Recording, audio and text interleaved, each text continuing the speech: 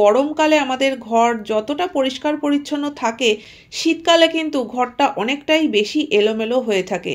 আর তার কারণ কি বলতো?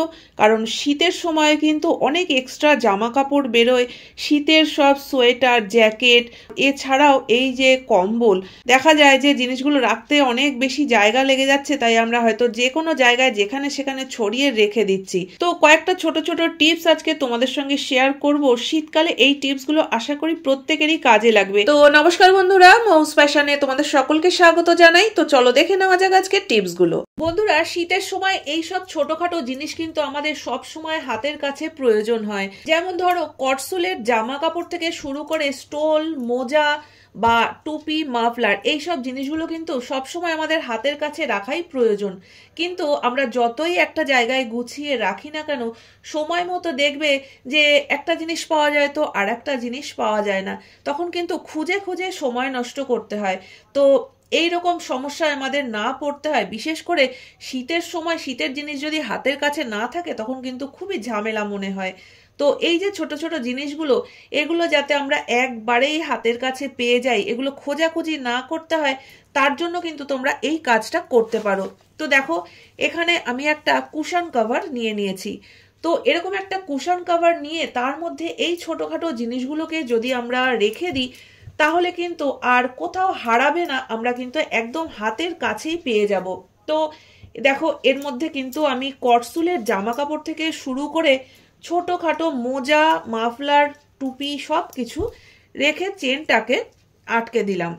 তো এইভাবে যদি আমরা জিনিসটাকে তৈরি করে নিই, আলমারিতে রাখি বা যে কোনো জায়গায় রাখি, আমরা কিন্তু একবারে হাতের কাছে পেয়ে যাব।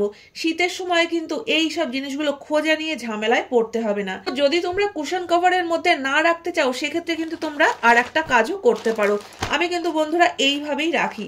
দেখো, এরকম যদি ট্রান্সপারেন্ট কোনো জিপলক প্যাকেট থাকে, তো সেক্ষেত্রে কিন্তু তোমরা এর মধ্যেও রাখতে পারো। তাতে কিন্তু তোমরা বাইরে থেকেই দেখতে পাবে যে এর মধ্যে কি কি জিনিস রাখা আছে।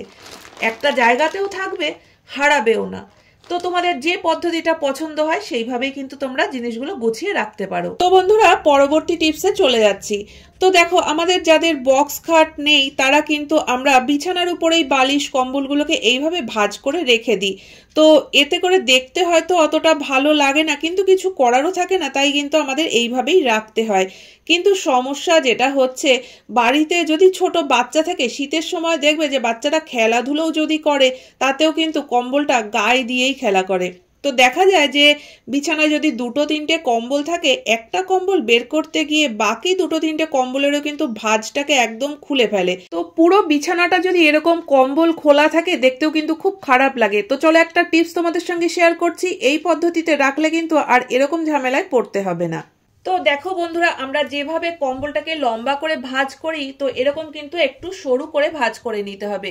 তো তারপরে একটা সাইড থেকে আমি এইভাবে রোল করে নিচ্ছি। তো রোল করে নেওয়ার পরে দেখো, এবার ডান দিকের যে পার্টটা রয়েছে, সেটার কিন্তু একটা পার্ট তুলে নিলে দেখবে এরকম একটা পকেট মতো হয়ে যাবে।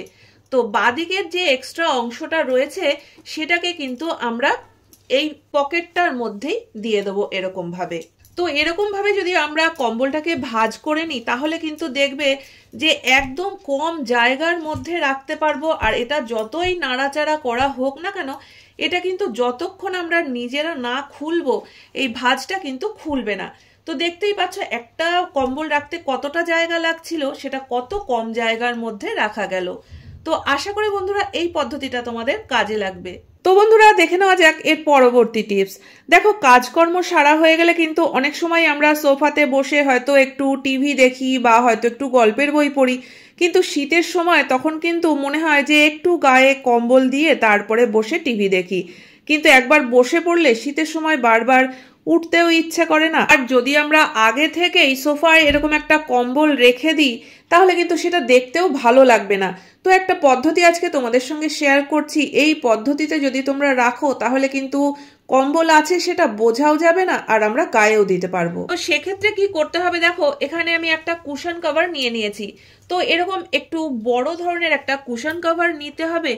আর এবার দেখো, যে পাতলা কম্বলগুলো রয়েছে, সেগুলোকে কিন্তু একটু ছোট করে ভাঁজ দিতে হবে এরকম ভাবে। তো এইভাবে ভাঁজ করে নেওয়ার পরে তারপরে কিন্তু কুশন কভারের মধ্যে কম্বলটাকে ঢুকিয়ে দিতে হবে। তো দেখো কম্বলটাকে আমি কুশন কভারের মধ্যে পরিয়ে দিলাম। তো এইভাবে যদি আমরা জিনিসটাকে তৈরি করে নিই তাহলে এটা কিন্তু আমরা সোফায় এরকম কুশনের মতো করেই রেখে দিতে পারবো। তো দেখো এটা কিন্তু বোঝাও যাচ্ছে না যে এখানে আমরা কোনো কম্বল রেখেছি। তো যখন প্রয়োজন হবে তখন কিন্তু আমরা এই কুশন কভারের থেকে বের করে নিয়ে নিতে পারবো, আবার যখন কম্বলটা রাখতে হবে এইভাবে করেই রেখে দেবো। বন্ধুরা চলে যাচ্ছি এর পরবর্তী টিপসে।